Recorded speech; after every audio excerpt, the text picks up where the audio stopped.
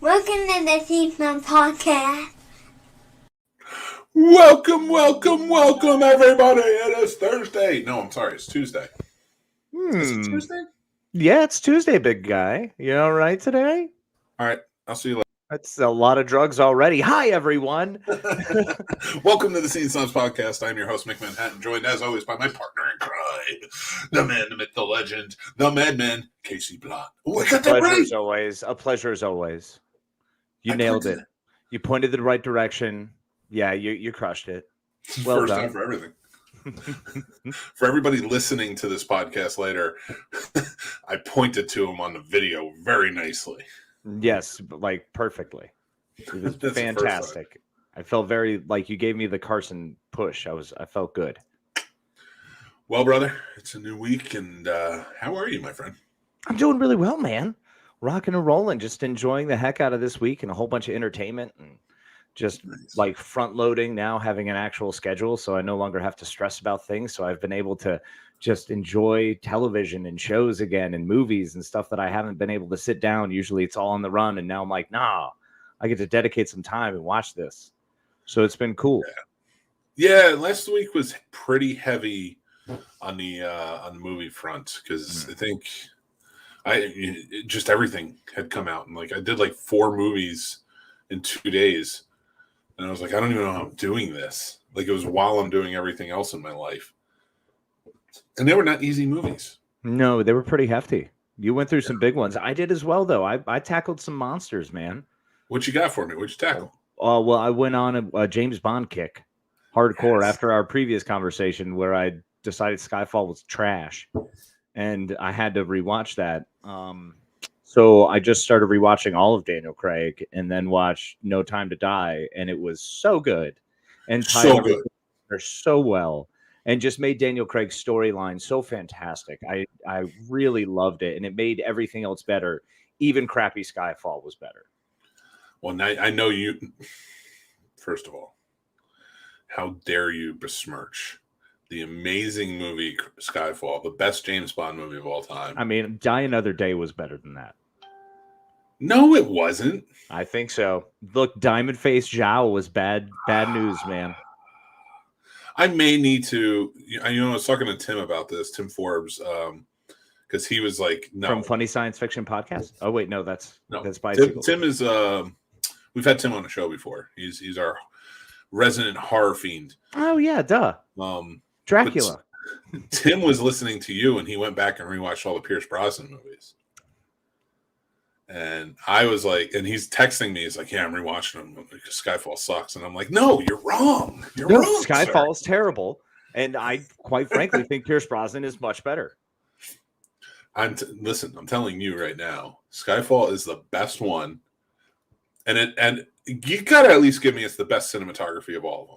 Bullcorn. Absolutely not. After rewatching Quantum of Solace, no sir. Quantum of Solace over there? Yeah. Oh my God, I can't even talk to you right now. You are a madman. Big time. I was really impressed by Quantum of Solace's story as well. I mean, look, I've got to say the sweeping battle and fight still absolutely go to Casino Royale thus far. That opening was awesome. The crane scene, I was still sweating. I got sweaty palms watching it. They're all up there attacking each other so high up in the air. If someone slips, it's not great. Even the second best one. Oh, you can please. It's Skyfall. It's Skyfall. Then it's Casino Royale. Actually, and I would say No Time to Die is the third. Yeah, no, I'd say No Time to Die might be number 1 for me now. It might honestly be tops. It was so good. I refuse in any world. Listen, Roberto Schaefer is an amazing cinematographer. He is truly fantastic. For anybody who doesn't know him, he's done movies like Let the Right One In. He's done Finding Neverland. He's done tons of stuff. Mm-hmm. But Skyfall was done by Roger Deakins, who arguably is the greatest cinematographer of all time. Yeah, it's too bad that he really phoned it in on that movie. I hate you so much right now. You bastard. How dare you? Just saying, for it being such a powerhouse, he really handed that off to the second assistant. All All right, I'm moving on. So I saw Ghostbusters Afterlife last week, but I went to the AMC like I had said. You can see it right over my shoulder. I got the one. Yeah, I'm very proud of you. I know you're super happy. Dude, I waited online I'm for stoked. like 2.5 hours for that. No, you earned it, bro. 100%. I'm glad you got it. I'm glad you brought that up because when we were standing in line, we're talking to everybody who's in line with us. And, it was like a good old-fashioned, like, geeks in a line. Like we're having good conversation, And Tommy came with me. And he was, like, kind of cold. We're standing outside. And he's like, oh, man, it's, like, really cold. I was like, listen, man, do you want one of these Ecto ones or not? And he goes, yeah, I do. I was like, this is how you earn your collectibles, man. This is how you earn them. You got to wait in the lines. So you taught him about having grit. That's true right. Grit. And this is why I love the geek community. Everybody was cool about it. Like everybody, like, cause we were standing out from the line, from the door all the way back towards the street. And it started to rain. And I was like, guys, you mind if we shuffle under the canopy? And everybody in uniform shuffled right under. No questions. Nobody bitched or anything. So we're under the canopy and then but the wind is blowing. So there was like 3 people and then there was 2 people ahead and we were third in line. And there was like a little alcove area. And they were like, come here. Put him in the alcove area. And we were just a wall barrier for the wind for him. And it was like the geek community came together and we did something really nice. And always, man, that was one of my favorite parts of hanging out for GameStop for games releases. That was always a blast, man. It just is such a little event that would be put on. Everyone's there for the same purpose. No one's trying to be a jerk and like shuffle in line. Inevitably, there's a few drunken assholes that show up because that's in every community. But it was always fun. Everyone really came together and was always there to celebrate. And it's nice. It's fun to get that in that community. Yeah. And we were, it was very cool for him because like he has his things he's geeky about. And when he brought him up, like magic or video games, stuff like that, there was somebody there to be like, yeah, I do that too. Or not magic, Pokemon is what he's into right now. I think he's starting to get into magic. No. Yeah. Oh, no. I was like, I can't afford that. No, brother. Good luck. I mean, it was bad when I was a kid. And now some of those prices, when River was getting into Pokemon, I was like, well, this is doable. Like, I can get by because there's people like cycling collections that are years old. So they just, people are throwing that out all the time. But Magic cards, bro, nah. That stuff's another level. I was part of that for a bit, man. We covet those things. Well, but Pokemon this year's 25th anniversary edition. And they put out, Tommy really wanted, because he doesn't listen to the show, I can say this. He really wanted the Elite Trainers Box Celebration Edition. Oh, he's right by the door right now going, No. He is away for Thanksgiving, which he's with his dad for Thanksgiving. So, but he kept telling me he wanted this thing. So I was like, all right. I was like, you can't get it. It's too expensive because it is. It's like astronomical at this point. Everybody's sold out and like people who are selling them are crazy. But I got one. Oh, buddy. Oh, man. How much did that hurt? It hit hard. Yeah. It hit pretty hard. But it's worth it because the smile on his face is going to be great. Who says you can't buy your child's love? Yeah, right? Welcome to Christmas. No, I just want to do something nice for him. I do. Because he deserved it. He's a hardworking kid. So. Oh, I get it, man. I'm just busting your balls. You stop busting my balls. You did enough with Skyfall, damn it. I'll never stop that now. Oh, man. Rewatch it. You'll love it. I'm in the middle of it, and I napped. Oh, my God. I love that movie. I need to. I didn't nap to Casino Royale or no Quantum of Solace. Nope. No Time to Die. I was locked in. What was Skyfall, the one lots after? of napping. What's the one after? I can't remember the name of it. Spectre. That's what it was. Okay, yeah. I love Spectre. Spectre was one I loved the most at the time because Blofeld was the tits. If I had to rate them myself, I would say Skyfall, Casino Royale, No Time to Die, Spectre, Quantum of Solace. That's amazing how wrong your list is. All right, so back to you really just completely unshuffled yourself. Back to the collectibles. I see. That's where we're going with this. Yeah, so we did it. We got those. It was funny because we weren't sure if they were going to sell one to each of us. Like he had his card to buy it, and I had mine. So it was like, all right, you go stand in this line. I'm going to stand in this line to purchase it. And he's like, what if they don't sell it to us because we have one ticket? because some people were talking about it. Oh, yeah. Like we have our tickets on the same purchase. Right. No, I'm Roger. I was like, well, I'll pick one up.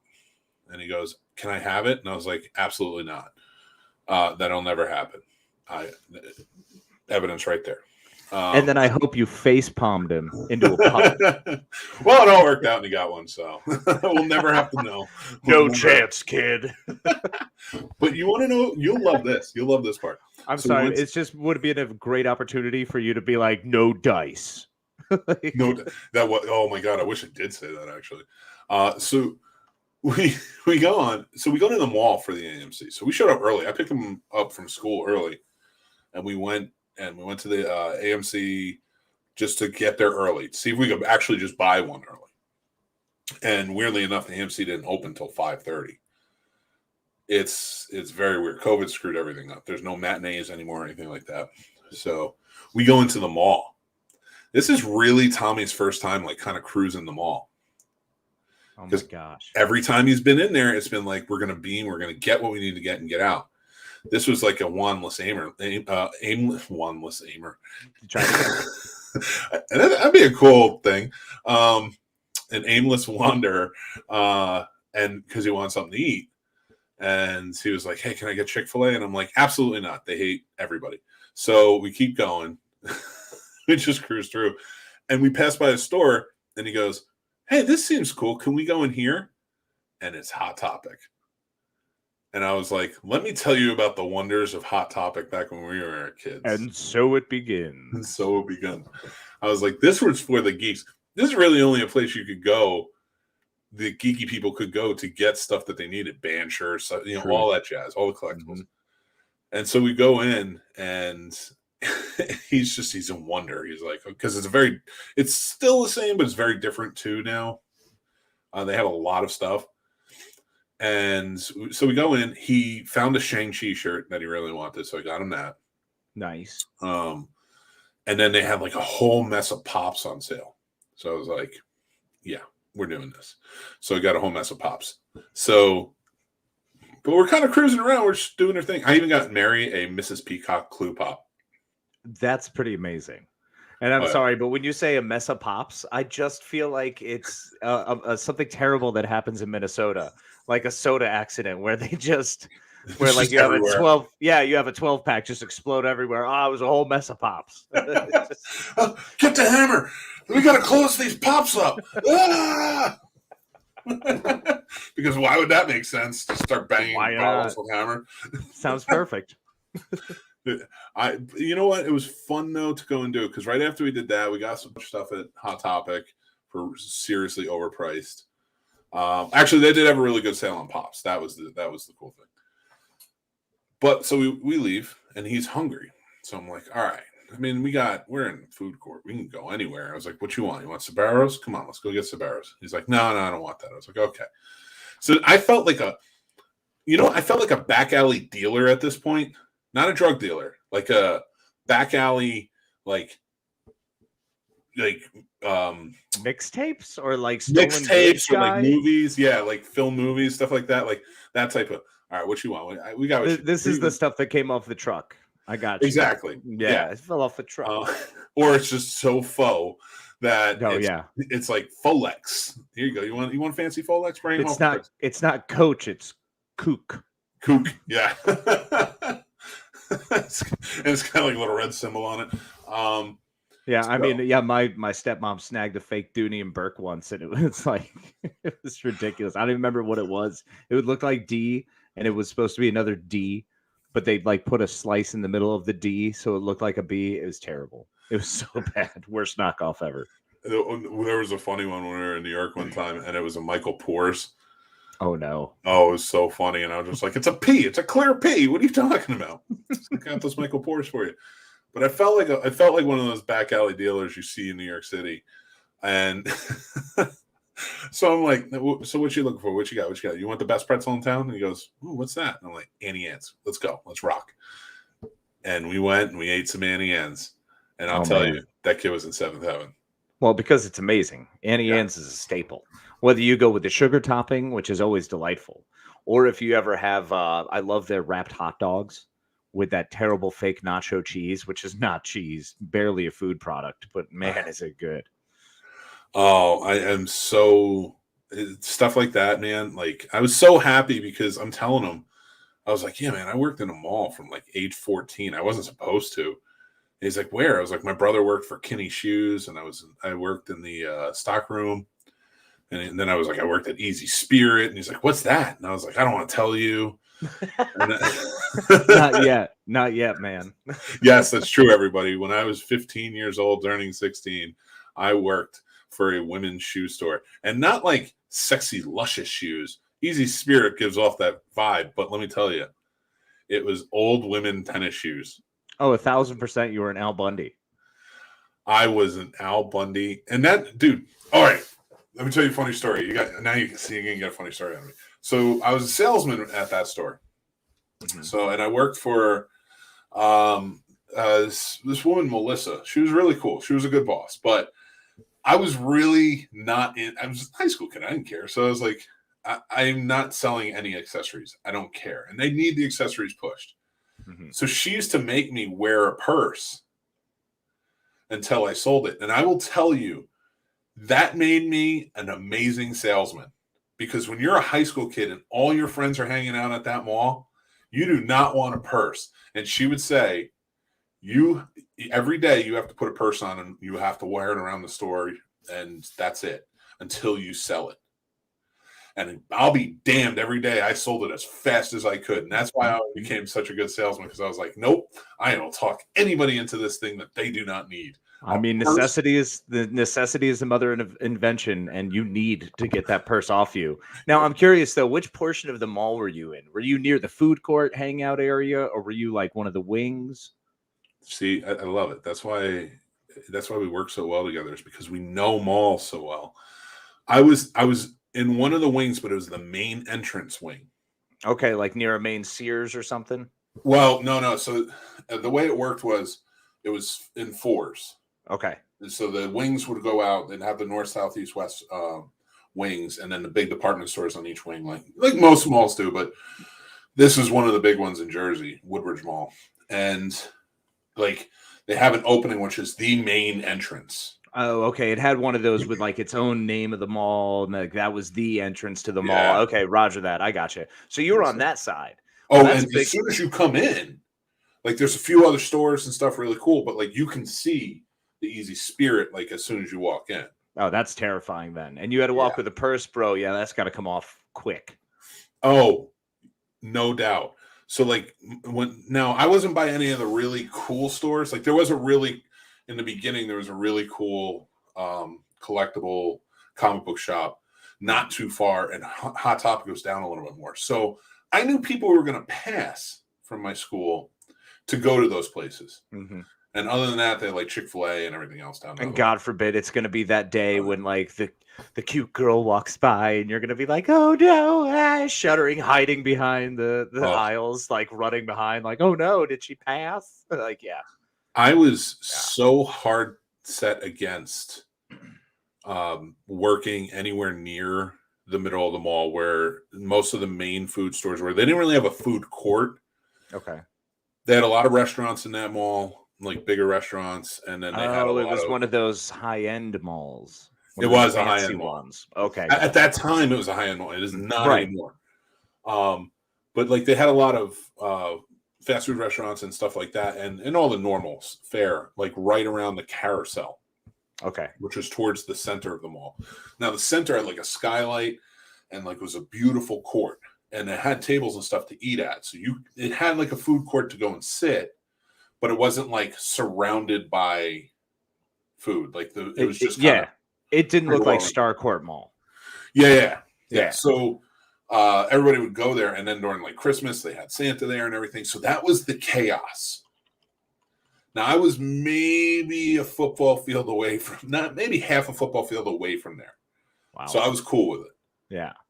But because I worked at a lot of different stores in that mall, and I always made sure to not work at any stores near that area. Was there a particular reason you bounced around between all these stores? Was it bad managers, buddy? It was No. It was just like, because I just wanted to, like, so, okay. Or seasonal work kind of deal? No. So I worked at Easy Spirit for when I was 15 and 16. Then they were closing up. Easy Spirit in that mall was closing up. It wasn't. I guess just wasn't doing well. Oh no! I'm sorry. They did close up, but it was later. That was a bad manager. Melissa left, and then somebody else took over, and I could not stand her. So I was like, I'm out, and I quit. Whatever. I'm 16. So I love your face when you take the drink, and you're just like, I'm listening intently. So so my buddy John was dating Melissa, and he saw me just kind of chilling, walking around the mall. He's like, hey, you still at Easy Spirit? And I was like, nah, I quit there. I didn't like it. He goes, bro, you need a job? And I'm like, sure. Now he was a musclehead straight through. Like he was a gym rat musclehead. And he's like, bro, come with me. And like we ran upstairs and we went to this place called Vitamin World. And he worked there. And he was like, hey, he goes to the manager. He's like, hey, my buddy needs a job. So I was like, really? I'm going to work at Vitamin World? Okay. Now the GNC was there. GNC had all the sexy ladies and all of them. Like it was sexy and sleek. Vitamin World looked like a Vitamin World. Like health conscious. Yeah, it was empty. Like you get 3 customers a day at Vitamin World and they all buy like $5,000 worth of stuff. Good night. Yeah, that's how they stay sustained. Wow. And it was the 90s, so everybody was sustaining with the vitamins then.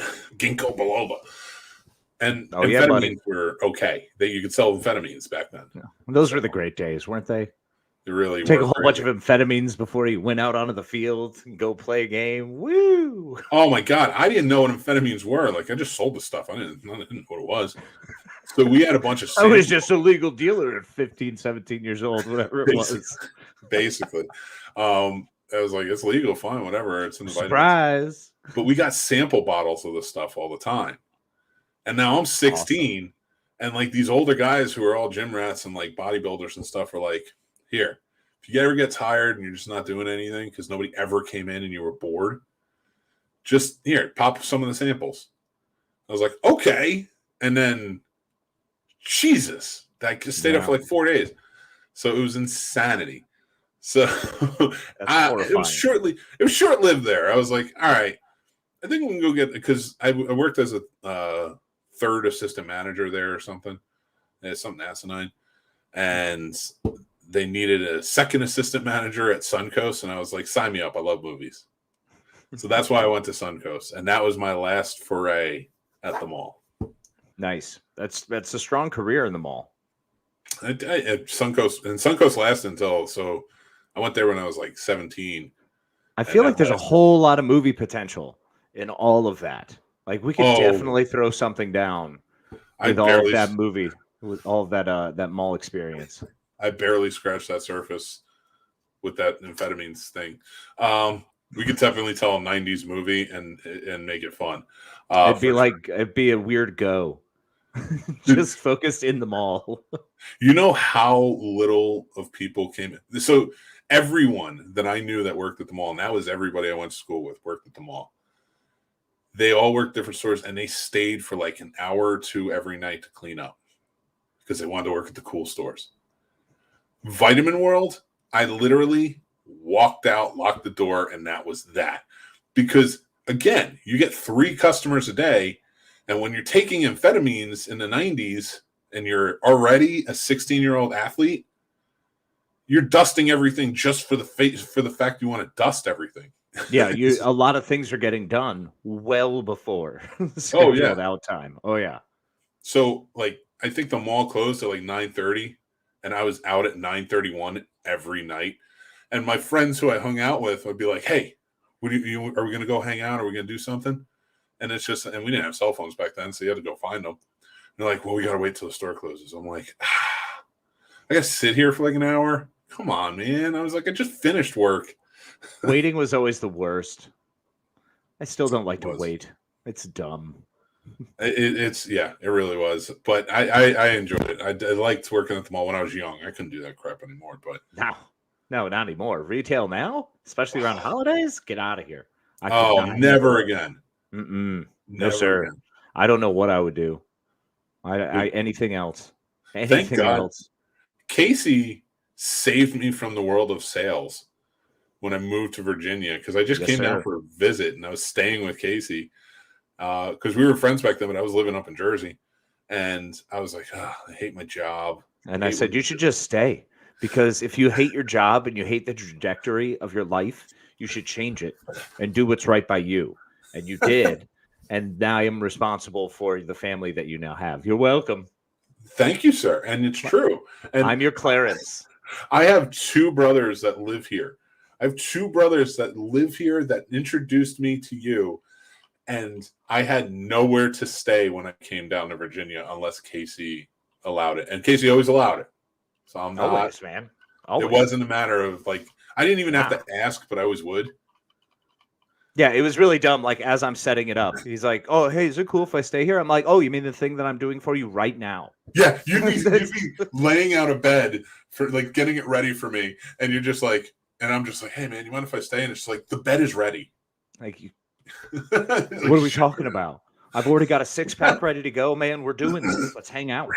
We're talking watch all a night movie, just talk all night. Yeah, that's really all we wind up doing. Yeah. This in a garage. This in a garage is exactly what we did. And we would always say, we need to do this in a garage. And we did it on Mystery Elephant. But here, like, I feel like this is closer because we always talked about the craziest topics of movies and stuff like that. So, like, which comic? Speaking of which, I do have a couple. I know we have some topics to get into. We do have some folk here. Well, I want to say hi to some people. Let me pull up. I'll start from the beginning. So we're going to do our comment corner right now. Kathleen Wass, it's Tuesday. Hello, dear friends. Hi, my dear, wonderful friend Kathleen. It's so wonderful to see you. John Wass. Hi, buddy. I think the mustache, too. Thank you. It was moments away from going off. No, I started working on the wall and then was like, you know what? I'm going to finish November. I'm just going to do it. It looks good on you. When you keep it shaped like that, it looks good. Yeah, from far away and with a bad camera. And maybe if I have a microphone, it looks great. Oh, too many Tims. There's not enough. To all the Tims. No, I love my Tims. I need to rewatch the Bond movies and convince John to watch them with me. John, watch them. The geek community is amazing. It is. Teach your kids about collectibles and collectible cards, and they'll never have money for drugs. That is a lie. Yeah, that's not true at all. Did I not tell you about the free samples of fentanyl? Of amphetamines, I mean? Yeah, not fentanyl. Good Lord. Not that's fentanyl, a very different thing. That's a way worse thing. I giggle during the torture scene in Casino Royale every time I watch it because you are a mad woman. I mean, no, I laugh uncomfortably because I imagine it happening and things aren't good. That's why I never. Good. That is the reason I never became a spy. That's the only reason. Mm-hmm. Yeah, torture. I'm good with everything else, but the torture's like that's a bit rough. Oh no, they asked me, but I was like, nah, man, I can't get hit in the nuts. Yeah, I remember that time I too was approached by several different agencies, and they were like, "Hey, you want to do this?" And I was like, "Nah, torture, bro." Yeah, nah, I'm not into it. I'm gonna go work at Easy Spirit. Radar says my favorite off-brand I saw was Goosey. Goosey, I love it. Go see House of Goosey this weekend in theaters. I don't know because I don't know if it's going to be good. Hi, Radar. Pretzels. I have Annie Ann's in my freezer, and I might need a pretzel now. Go make a pretzel and tell us how it is. Especially if you have fake cheese. Oh, my God. The fake cheese is amazing, and I had it. Our nearest mall is a pathetic shell of its former self. It makes me kind of sad to go there now. Yeah, malls have fallen by the wayside. Yeah, there was a mall that I really loved back up in Danbury, Connecticut, and it was an awesome mall because it was the most 90s mall you could imagine. It was fantastic. So going there a couple years back and seeing it fall apart, I was like, man, that's a bummer. It really is sad. And yes, I'm a mad woman. I blame my siblings. Oh, Casey, you have to watch Funny Science Fiction next week to see if Kathleen changes her name to the Mad Woman. Ooh. Picking on her, of course. It's all love. But thank you guys for watching. Appreciate the comments. Keep commenting along. And actually, before we get into our topics, let me tell you guys, this Thursday night is our third annual overnight of our Thanksgiving party. One of our favorite traditions that we like to do, starting at 10 p.m., running till how late are we going? 2 a.m., 3 a.m., whatever crazy hour we go to? We're doing 2 a.m. this year. This year, 8 a.m. broke us last year. Oh, no, we're not doing that again. No. Because by that last 2 hours, I couldn't even realize what we were talking about or how to talk. My tongue left itself a few times. It was very uncomfortable for everyone involved. And there was this year, we're here as every other year to make sure that you, our friends, our beloved ones, we always want to spend time with people that we care about, especially around this holiday season. So we like to do that through this as well. We care and love about you all. So this is a wonderful way to spend time with each other during our holidays. Absolutely. I couldn't have said it better myself. So I'm just going to move on to we'll have many topics to talk about, and we invite everybody to comment along, because I know we don't do it too often on our main show, but this one is for everybody to join in the conversation. So please feel free to comment along. We will be acknowledging and going along with you guys. But we're going to have some fun, asinine topics to have fun with. But that's the whole point. The whole point is, if you guys got nothing to do and you feel like you just want to come in and talk and have a good time, please feel free. You don't have to stay the whole time. But if you do, we'll try and keep you as entertained as possible. Yeah, not hostage-like. Feel free to come and go. It's not like if you're in, that's it. You stay here, and you are here until 2 a.m. If we have to do it, you have to do it. It's not like that at all. Our 4-hour our 4-hour Thanksgiving show is like the James Bond torture scene. That's God. Yeah, that's just gonna be me getting nut slammed. And I'm just gonna keep winging it. Oh, it's just that's what you get that night. I don't want to play this game anymore. I want off this ride. It's so weird. Everybody's taking off this week because it's a holiday. Mm-hmm. And of course the Scene Snobs don't do that.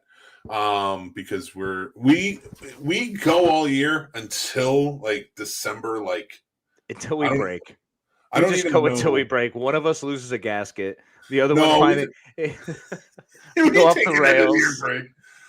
Our Christmas party will be the 21st. That will be our Christmas show. So after that, we don't come back until the 4th. We got a solid 2 weeks off. We will have a New Year's show. But we better have a live New Year's show. Watching Telemundo. Yeah. No, it's not live. We'll record that, and then you guys can enjoy. We'll give you some stuff, but we take our solid 2 weeks off. That's what the Scene Snobs do. I love Thanksgiving, but I do feel it's important to be there for everybody and all our supporters and things like that. So we do a show every year for that. And this year we're stacked because we have this show tonight. Last night we had mixed picks. Tomorrow night we have a Real Combat. Combat. Oh yeah, Mike Kobe and George G3 from Dueling Aces and Jack Building Presents. They're on for tomorrow for the Thanksgiving edition. We have our show on Thanksgiving, and then Friday we have a very special Scene Snobs podcast interview with Brendan Patrizzo, who has a new movie coming out called Devil's Triangle, and then one of the stars of Devil's Triangle, Morgan Bradley, and Brandon come back for a Real Combat all its own. And that will be our week. And we'll have some movie reviews too. Awesome. It's a stacked week. We took no time off. No need to. Nah, we have fun. Rest is for the weary. Yeah, I mean, it's fun. This is what we do. It's a good time. If you love it, does it really work? Yes. Yep. That's true. Nope. Still work. Yeah, I did. I put in a solid 12 hours today. So it's more work because you want to go do it. So it's terrible because you're excited to do it. Makes no sense. I just want to be like Gary V at this point, where I've done the show. It's so popular, everybody watches it, and then but I'm super rich, so I just give people positive advice while cursing a lot. I mean, it's a pretty good lifestyle. I mean, just keep working towards it, buddy. It's all about that grind. I'm doing it, man. I'm doing it. I'm so popular on TikTok now. I have 259 followers. Oh, you are so hot. Dude, you better believe when I get to that 1,000, I'm doing live shows all the time. It'd be like Hansel. So hot right now. Hansel is so hot and beautiful right now. Oh. So we have topics tonight there, big guy.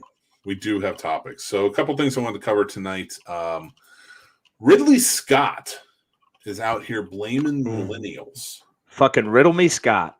I like that. So he's blaming millennials for the bomb of the year, I think, with The Last Duel. No, well, you mean that piece of garbage? Well, did you watch it? No, of course not. Why would I? I don't know. I kind of want to see it because I think it's based on a book, isn't it?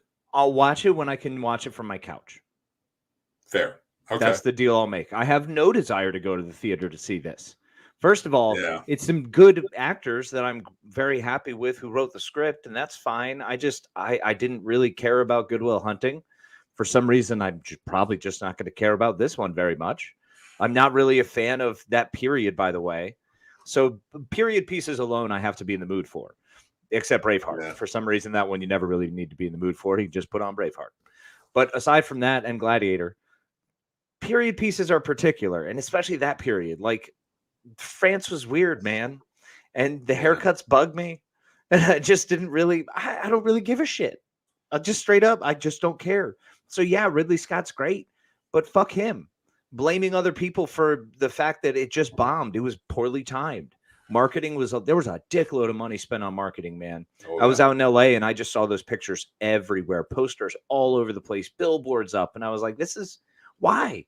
Why? What's the draw? Who decided this is very exciting? We need this kind of movie right now. It just talk about not reading a fucking room, man. We need Ben Affleck.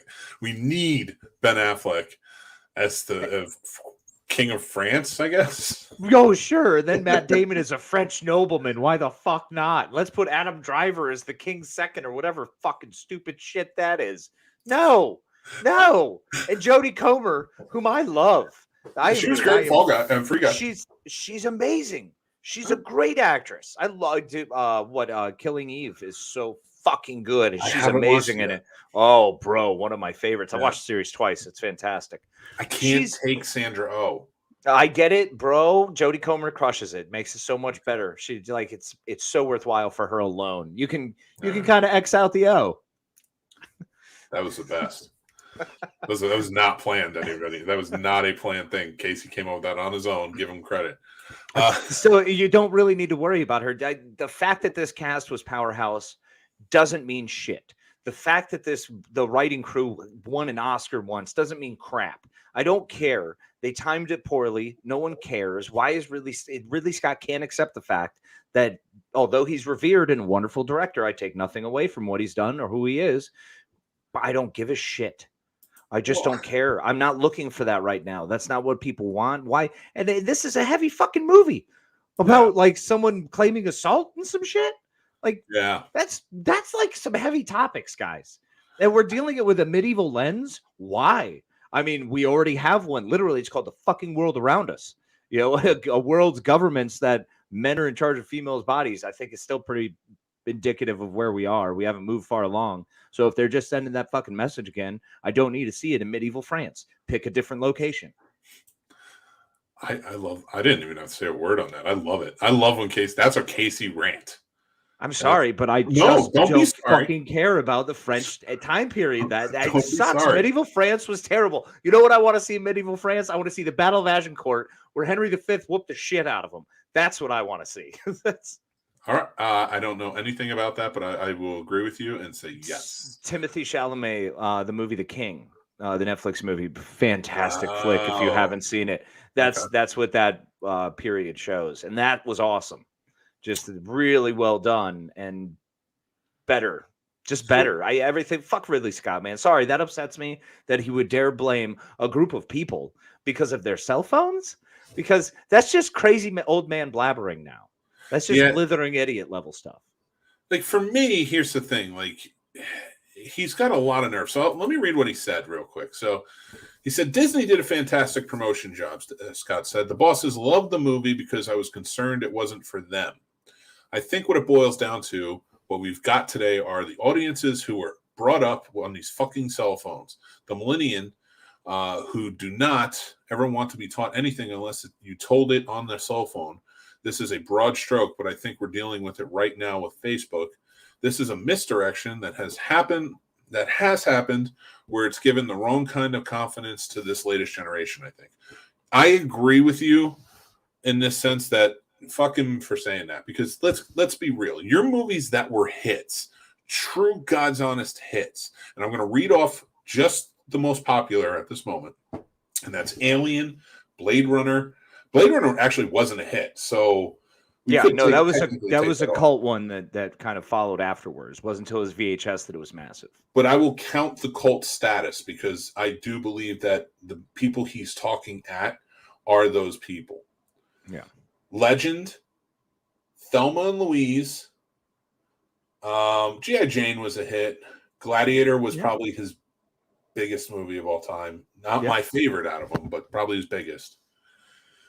Hannibal, which did all right. Black Hawk Down, which is another amazing. Great movie. But again, did well, but I think it did well because of the time it was. It came out in 2001. Yeah. 9/11 just happened. It's it was just that moment. Matchstick Men is a really good movie, but I don't think it was a huge hit. Kingdom of Heaven flopped. A good year. Yeah, well, a good year for I love that fucking movie. A good year was awesome. That Russell Crowe movie where he's an old man who gets the young chick by just showing up to some Italian villa. I need to go to a fucking Italian villas. This is clearly where I've been screwing up. I just need to take a trip to Italy. In an Italian villa. It was France. Oh, well, no, I'm not going anywhere. No, that's not happening. I think I've already I'm quitting on France for the right now. I don't know how long this is going to last until my anger towards Ridley fucking Scott is done.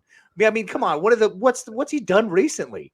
He came out with that crappy Robin Hood, which was really Gladiator 2. And that's all it was. Robin Hood was in 2010. Came out the same year. No, Prometheus came out 2 years after that.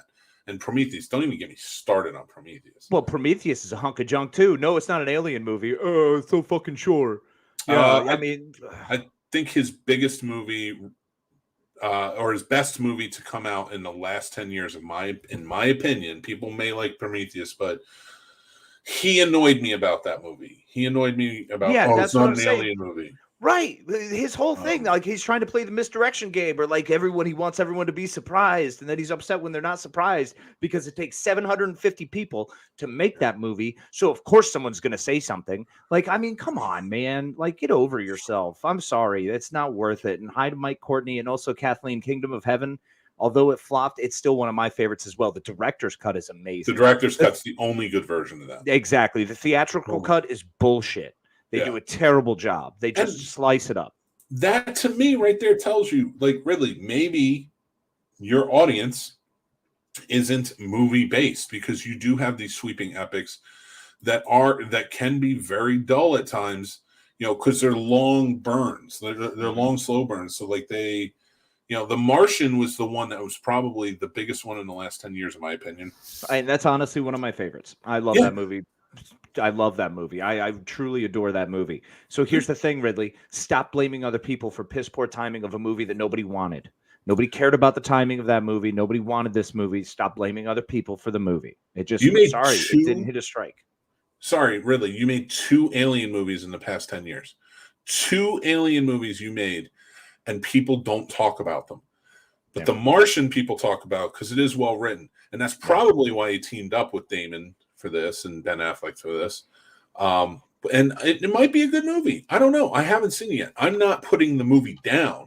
No, and neither am I because I haven't seen it. I can't say whether it's a good movie or not. I'm not saying that. I'm saying the timing of this period piece is shit. Yeah. And sorry if it didn't strike a chord with people. That happens. Congratulations. Who's not to say that Ridley Scott, of all people, first is like king of the cult movies because most of his movies aren't big. It's like every third movie is big in the theater. And then the fourth one is huge 5 years later. It's strange how it all cycles through for him. Whereas someone like Tony Scott was the hit maker. That man, everything Scott was just blockbuster. Oh, yeah. One of my favorite directors of all time. Except, that period where everything was hot. Like I feel like he did like really 7 movies where everything just looked fucking hot. But here's the thing. Everything looked hot in a Tony Scott movie. Because think about it.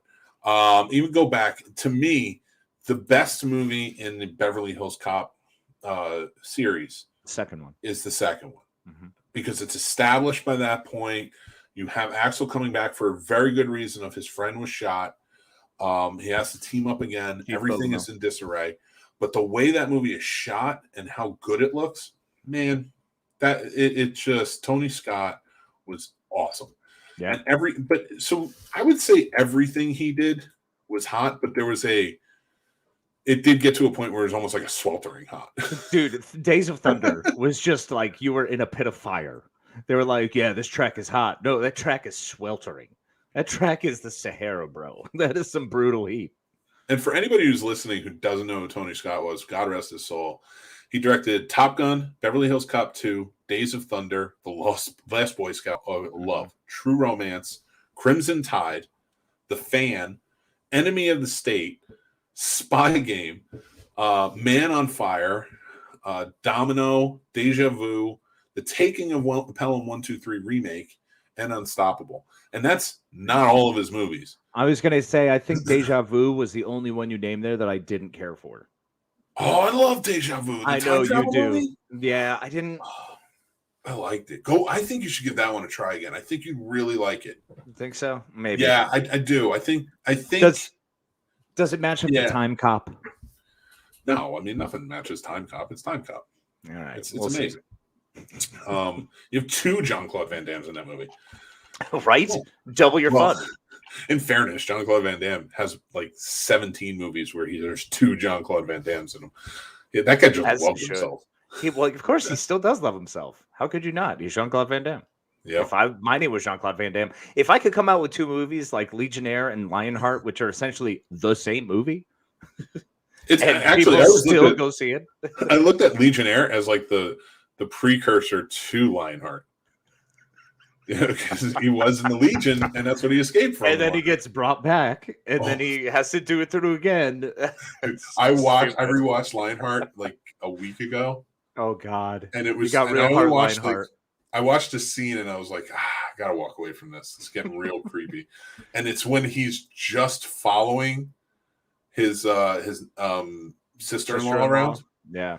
And like he's just in the shadows, but at one point he's just hiding behind a tree. But here's the thing: he's creepily staring at this school because it's across the street from his school where she's dropping his niece off, and he's just standing behind a tree like only Jean-Claude Van Damme. Oh yeah, when he's all up on it, I know exactly what you're talking about. They cut. So first of all, they break the 180 rule, and they cut to look behind him so you could see it's a huge school. And then they kind of dolly over, and there's like 7, I guess they were supposed to be black gang members for the time. Like it was really weird that they were all like had their hands behind their head and on their knees, and the cops just all had their guns drawn. And I'm like, just take away like the horrible connotation that this is giving at the moment. I know it's Los Angeles in the 90s, but really like this didn't need to be here. And that you have this creepy white guy who's staring at a school with that very intently. That same black tank top, bro. No, he had a hoodie on in this time, so it's even creepier. Okay. Even creepier for him because like he's got the slick back hair and he's sweating. And it's weird. And then like to see like this, I guess it's supposed to be considered a gang. I don't know because you don't know what happened. They're just there. So and all the guns are drawn, and I'm like. No, none of these police officers are going to be like, hey, first of all, what are you doing? Why are you staring at a school? Like, is this what the tax dollars are paying for? Like, no, he's fine. He's fine. I was like, this is. He's just hanging out, man. That's totally okay. And then she's working at a fruit market in downtown Los Angeles, and like he's just standing behind boxes, staring at her, and then like. Disappears like he just disappears in nowhere like he's Batman. It was so weird. Yeah, it's troublesome. That was Jean-Claude Van Damme though. Like he tried to look pensive and like it's just come on, dude. It comes across as like, what are you doing? What's happening? Yeah, right. That was a creepy one. Like I get like you wanna make sure she's safe or whatever, but like I beg people to go back and watch that one scene. Where he's across the street from the school because it's super, super strange. This is going to happen now. Now I'm going to have to do this tonight. Great. Thanks, Mick. I did that for you. You're going to watch Jean-Claude Van Damme. But the fight scenes are cool in that movie. I do like that. All right. So fuck Ridley Scott. Let's just say that now. Just for those comments, that's fucking stupid. Yeah, keep making good movies, but just he's great for everything he's done. I'm not giving him shit over that. I'm giving him shit over that. That's a dumb comment to make, and to double down on it like that. It's just like, dude, that's just an angry man rant. Cool your jets, bro. Yeah. Should we go to our next comment? Next topic with Eliza Dushku? Yes. All right. So basically, to give you guys a quick rundown, Eliza Dushku years ago was on the TV show Bull. That's starring Michael Weatherby. He was on NCIS, and she was sexually harassed, like pretty hardcore. But because she signed a forced arbitration clause, she signed her contract and it had a forced arbitration clause, when they fired her for not even like causing a stir or going public, like she just said to the star, Michael Weatherby, like, can you please just tone it down a bit? And they fired her the next day, and she was supposed to be a series regular. She is now testifying in Congress because she wants to break that culture of silence and end forced arbitration clauses, because they show up in companies and corporations everywhere when you sign in. Nobody makes me sign one because I don't care what, nobody's going to sexually harass me. I look like a bear. But oh, darling, you get me in a room and about 20 more drinks deep. We're talking. You son of a bitch. Call HR. I did not sign. I am HR. Oh, that's true. You are. Listen, you got to stop, dude. That's fair. I probably should. I apologize for disrespecting your boundaries, and I hope we can repair our relationship going forward. All right, I'll allow it. Thanks, buddy. Nice butt. So just to kind of give you, so just to kind of give you guys a like sort of like what she's talking about. She only came forward because when it kind of leaked, she came forward because people were like, "Why were you fired? Why were you fired?" And Michael Weatherby and CBS, to get ahead of it, really like put a bad reputation on her name. So she came forward and started talking about it because she's like, "Nah, the hell with this. I may not be able to sue him, but I'm not letting this go." So some of the things she said was off script in front of about 100 crew members and cast members. He once said that he would like to take me to his rape van and use lube and long phallic things on me and take me over his knee and spank me like a little girl, Dushku testified. Now, she testified before Congress with this. Yeah. In another incident, she recalled Weatherby, not Weatherby, shouted out that he and his buddy wanted to have a threesome with me and began mock penis jousting. Just weird anyway. Well, the camera was still rolling. Then as I walked off to my coffee break between scenes, a random crew member saddled up to me at the food service table and whispered, "I'm with Bull. I want to have a threesome with you too, Eliza." This is insane. And I mean, it's nothing new. Women have been going through this. This isn't insane. This is exactly what the status quo has been. This is what it was. This is the coming out of it side of it. This is the part where all of these things are now being brought to light, and it's unfortunate, but these are things that happened in the 90s and early 2000s that still have to be reckoned with. There is still a reckoning that has to come for all of these situations. And of course, I think NDAs are dumb. Yeah. I think that we got to avoid anyway. I don't think they're necessary. Contracts, arbitration is terrible. I think that private arbitration stuff is ridiculous. Arbitration clauses are scary, and they always are meant to side for the corporation. Unfortunately, the Supreme Court ruled that some corporations are people and representation of people, so they had to have rights. So that kind of screws over people who actually go through these things. And part of the Me Too movement, part of all these other movements and Time's Up and all these other things that have continued to be the groundswells of just getting rid of these pieces of garbage who have been in power for too long or been in positions they need to be removed from. That's what needs to keep happening. It sucks, but it needs to keep happening. Unfortunately, the way things were handled with Eliza Dushku were just awful. That was terrible. But that's what the megaliths can do. That's what they've proven to do over and over and over again, is they fucking steamroll people. Well, with this too, like, you got to remember, it's Hollywood needs to be slapped in the face. As much as I love movies and stuff like this, this stuff needs to keep happening. But this show only started in 2016. Holy crap! Really? This is new. I mean, she has been in the business for 30 years. Yeah. And she had her own starring show. She was a big star in other shows, and she did this, and she was in the second season when this happened. And they fired her after like 3 episodes because of this. And then I remember them talking about like 2018, 2019, when Me Too was starting to really ramp up. And man, like it kind of went away, and now this show's still on the air, and she's still like considered a problem. And that's my big thing with like the NDAs and stuff like that. This country treats whistleblowers like they're the problem. Yeah, like people get defensive for the massive companies that are making all the money. It's like, why the hell are you defending the Goliath? Like, we're supposed to be like siding with David here. We're supposed to be stoked for the underdog. We're supposed to see the purpose in the working man, and every person has the right in their voice, and their voice has a right to be heard. And yet we get up in arms and want to be like, no, we side with Big Brother. So many people side with Big Brother because that's what they see. They connect more with a logo than they do with an actual another human being. I think where we're at now.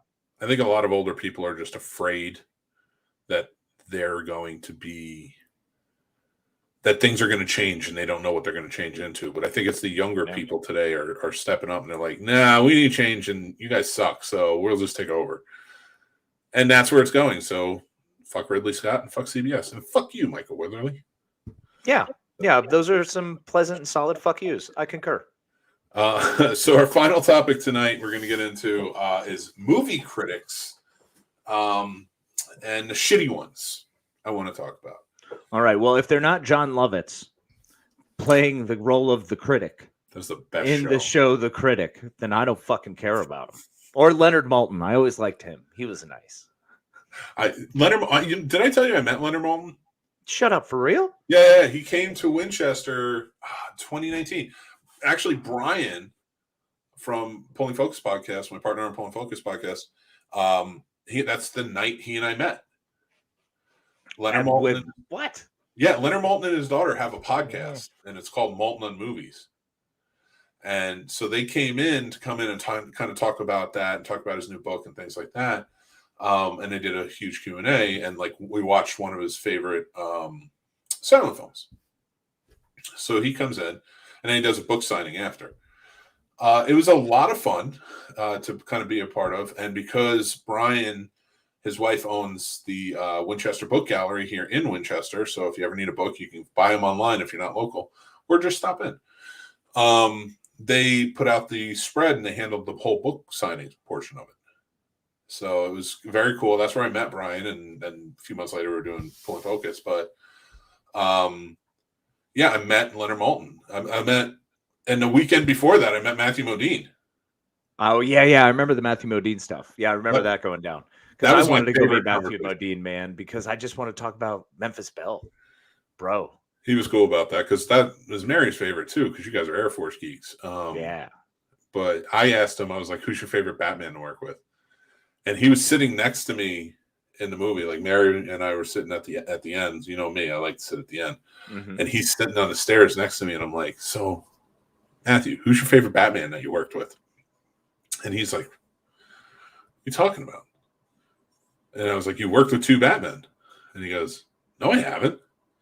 I'm like, "You were in The Dark Knight Rises?" And he goes, "Yeah, Christian Bale." I was like, mm-hmm. "We're here to watch Pacific Heights." He goes, "Oh my God, Michael Keaton." He's like, "I didn't even think about it." I was like, "We were in the theater to watch Pacific Heights." And he was like, "I love that question." I was like, "Oh, thanks, man."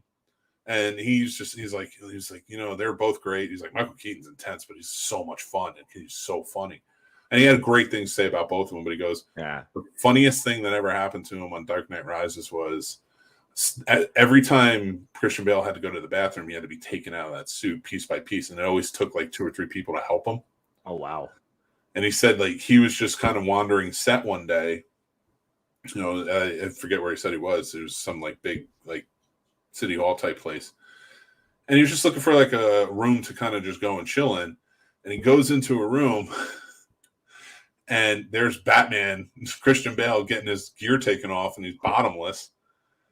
And like he's like, "Oh!" And he like turns his head, and he goes. Christian Bale goes, "Look at me, Matthew. I'm Batman." Like it's just a funny thing.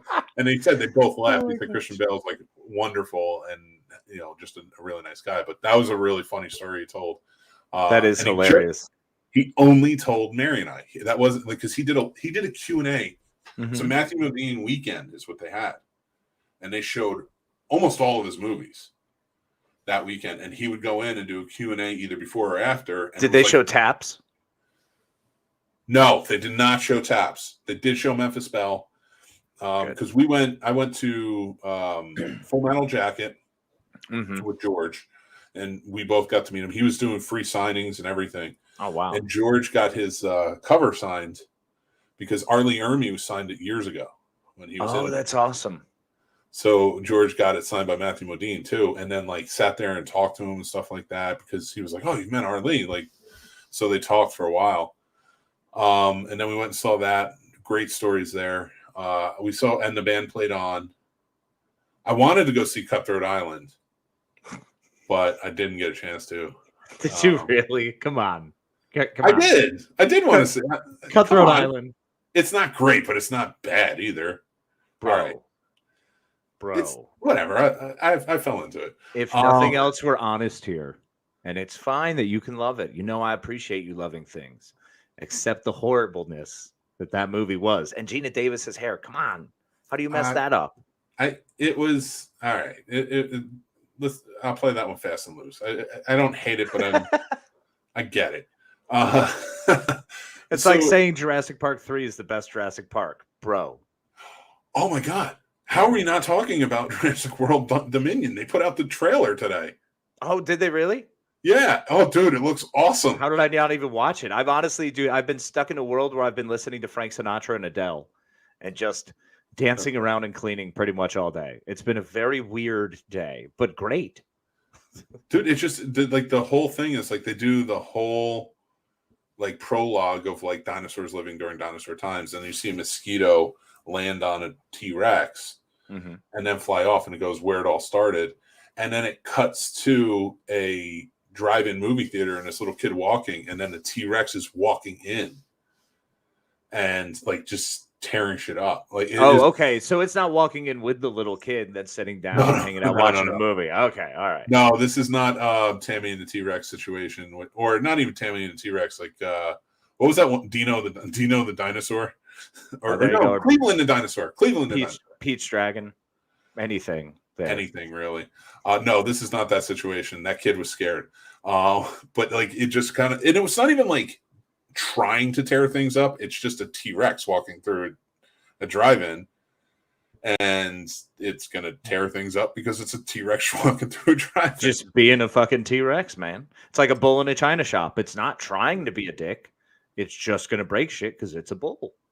I'm so interested to see what's going to happen in this movie because, for a spoiler alert for anybody who didn't see the movie that came out 3 or 4 years ago, all the dinosaurs got shipped to the U.S. because a black market dealer was going to sell them, and then they almost got gassed. But this little girl who I'm not even going to get into her spiel, like just watch the movie, set them free.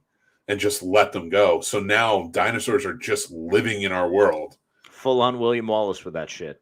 I love it. I can't wait to see what they do with it. I know it's the last installment, so it'll be interesting. But I love the Jurassic Park movies. Yeah, no, they're great. I'm a fan. I like that other Chris.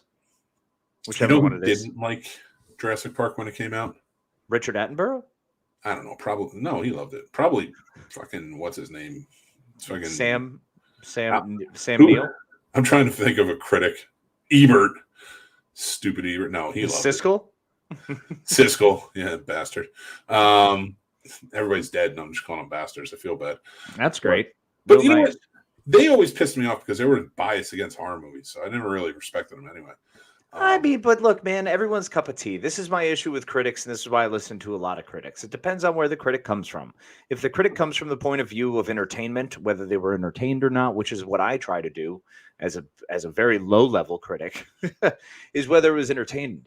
Was it good? Did I enjoy it? Did it evoke some kind of emotion within me? Other people like you happen to look at things like, how was this shot? What did they use? Did they follow the rules? Did they break the rules in a cool, fun way and do something new and exciting? You see it on the more technical side, and I get that. And I appreciate technical breakdowns. I struggle with technical grades. if that makes sense. Yeah, no, I get that, and I try not to in my reviews. My biggest problem with reviewers are so I was in this is circa 2006. I was in a creative writing course in college, and for everybody knows, I went to Full Sail for filmmaking, and the creative writing course was an elective we had to take. And they had I forget what site he was from, but he was a movie reviewer for this site, and it was kind of a pretty big site back in the day. And he walks in, and this is the weekend. This is like the Wednesday before Superman Returns came out. And I was like, all right, well, I was like, have you seen Superman Returns yet? He goes, no, I haven't checked it out yet. And we're talking before class with the guy. And I was kind of into it because I was like, I liked his input on some stuff. He goes, yeah, it's like, I haven't checked it out yet. We're probably going to watch it soon. Then move forward. We get to the class. He's doing his Q&A and like kind of talking to everybody. And somebody goes, hey, have you checked out Superman Returns yet?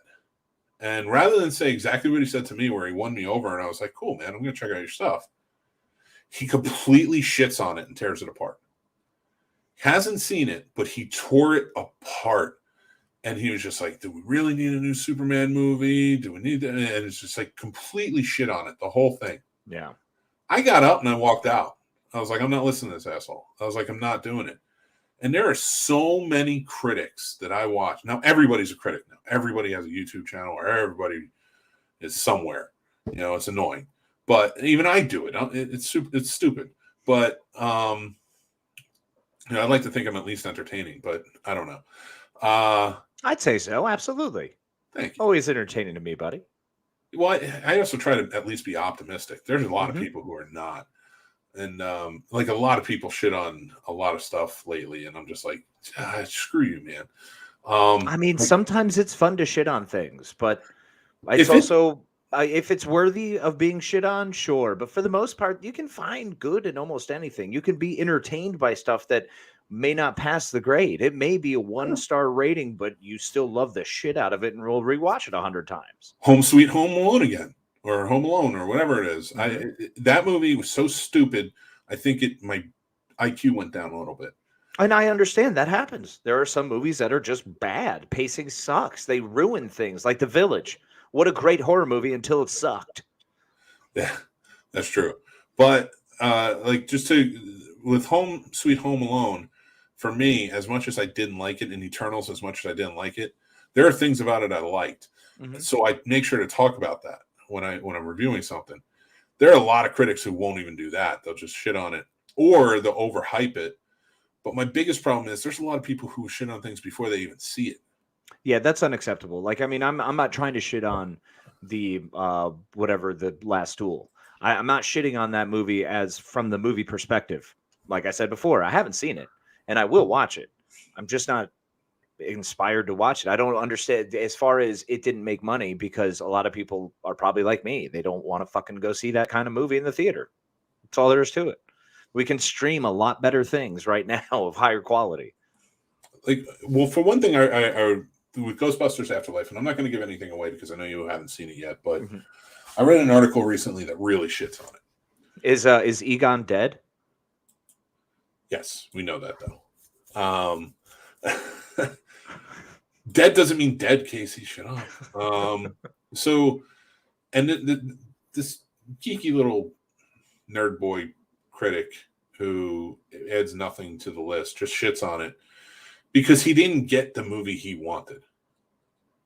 And fuck you, man, because I know I didn't get the sequel that I wanted, but I got a good story.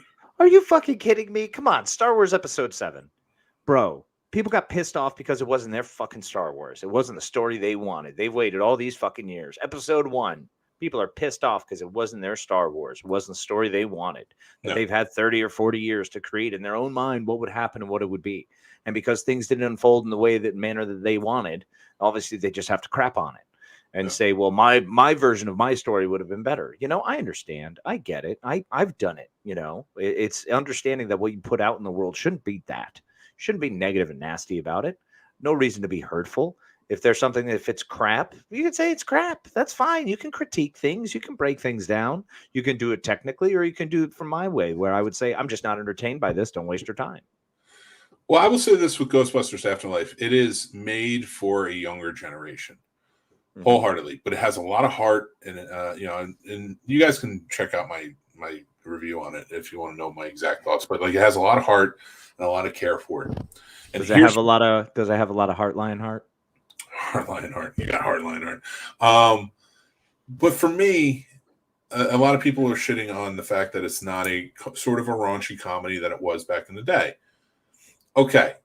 First off, Ghostbusters is a very different movie at my age now than it was when I watched it as a kid. Mm-hmm. And I'm looking at it from the point of view of Jason Reitman is taking over for his dad. Now, Jason Reitman was our age, maybe a little older when that movie was made, and he was on set every day. And this kid grew up to want to be a director. So he made a sequel to the Ghostbusters movie that he saw. And I dig that. I like that a lot. I'm like, he made the Ghostbusters movie he wanted to make for kids now.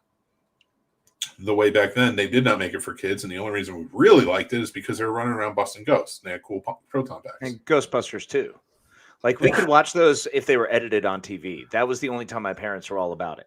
Because I remember them being very uncomfortable with some of the things that were being said, and I didn't understand any of those things at all. Like, it's amazing the innuendo that was in there that slowly built over time. Like, I saw a different movie between 9-year-old me and then 16-year-old me and then 20-year-old me. You know, there's different movies there. Oh, yeah. And that movie, yeah, definitely. I like Ghostbusters 2 for what it is, but like this movie was a better version of Ghostbusters 2. Like, it was a kid's movie just like that, but a better told story, in my opinion. Mm-hmm. You know, what pisses me off about critics that step in and they start shitting on it is because, they're trying to shit on it, not because you can see it when you read it or you watch these videos. They're not doing it as a sense of, all right, I actually care. They're doing it as a sense of, I want to be a counterculturalist when I do this. And it's some bullshit. Like, shut up. Like, you know what? I want to be a counterculture, and that's why I want to give love. There you go. I love it. I love it. I love you. I love you. I love everyone who's listening right now. You're the man. You're the man.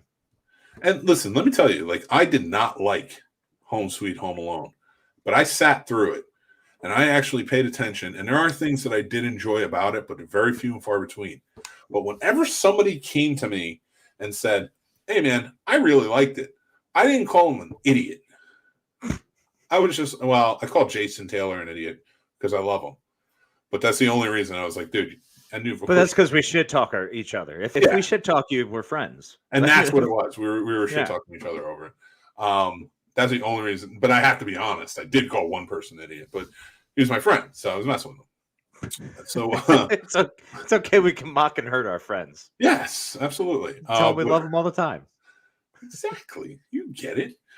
But yeah, that movie, like, but whenever somebody's like, hey, I liked it, like, my kids liked it. They really liked it. And I was just like, but you've seen the first one. And then I let it go because I'm like, whatever, it's fine. You can like whatever you want. It's okay. But if somebody, you can't take away somebody's feelings on it. Like, you can't dismiss that. And you can't put a definitive turn or twist or an impression on people and say, this isn't it. And also, if you're going to write a fucking review, and I'm going to tell you this right now, I'm going to look in the camera as I say it. I'm going to look at Casey. Hold on 1 second. Hold on. I have to do this. I'm going to look right in the fucking camera, and I'm going to tell you right now, motherfuckers. If you're going to write a goddamn review, get your fucking facts straight. I'm tired of looking at things that are, misspelled or look stupid, and you don't get your fucking facts straight, okay? Get them fucking straight. Don't write unless you get your fucking facts straight. Don't pass anything off as a fact when it is not, because you're a fucking tool. That is all. That's all I'm going to say. And whoever's listening or writing or thinks that's about them, maybe it is. Get your facts straight. Just figure it out. That's all I'm going to say about that. Not me. I like to get on here and just blatantly lie. I found it's easiest if you just make things up on the fly. And always include unicorns. People love unicorns. It's okay to be wrong, too.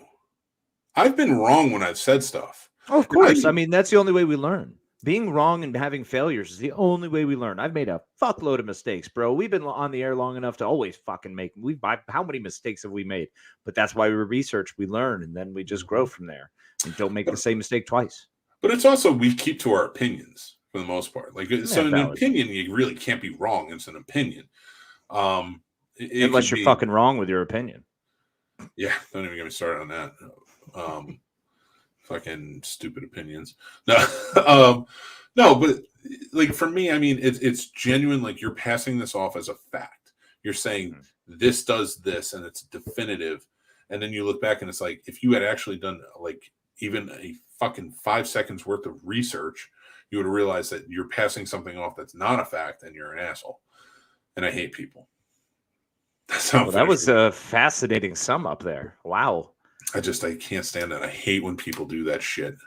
And I read, and it's a thing. And I especially hate when people do that and they still have misspellings or commas in the wrong place, or just, it's like, God, like, anybody can be a writer today. That's what Ridley Scott needs to go off about, is anybody can be a filmmaker and anybody can be a writer. Now, I don't care. I don't mind that people have that outlet to go and do that. I don't mind. No, I think it's important to have that. No. I'm going to disagree here. I'm going to push back, because I think it's very important that people now have greater ability to follow their dreams, to be able to pursue these careers, and more outlets and opportunities, because we get great artists out of it. We get people who would never be seen before now, who are just putting together works of art that I'm truly enjoying. So I love that. Yeah. Now you may continue with your rant. I do too, and I'm so glad, because we even do it. Like, so we're doing it in a sense, but my problem is, do your research. Oh yeah, do it right. Like, you can do this, but if you're going to do it, and I don't even care if you're doing it from an opinion point of view, like we do, but if you're doing it even from an opinion point of view, have an educated idea of what you're talking about. Do not just pass things off, because you can really severely fuck a lot of things up doing it that way, where you turn people off to something that you're wrong about. Well, bro, I mean, that's misinformation issues all across the board, though. Yeah, I mean, that opens that whole can of worms, bro. It's a whole bitch situation, but we're running late anyway. That's how we roll, man. Running thick. We do. Wow. But we have like 3 other shows for them this week, so let's just. All right, everybody. We had a good time. We talked about what we want to talk about. Hopefully you enjoyed it. Remember, tomorrow night at 7 p.m. is going to be an all-new Real Combat, a Thanksgiving edition. Then Thursday nights from 10 p.m. to 2 a.m., the Madman and I will be live, and we will be enjoying some turkey. Maybe. We might fall asleep. Oh, man. I'm going to eat everything.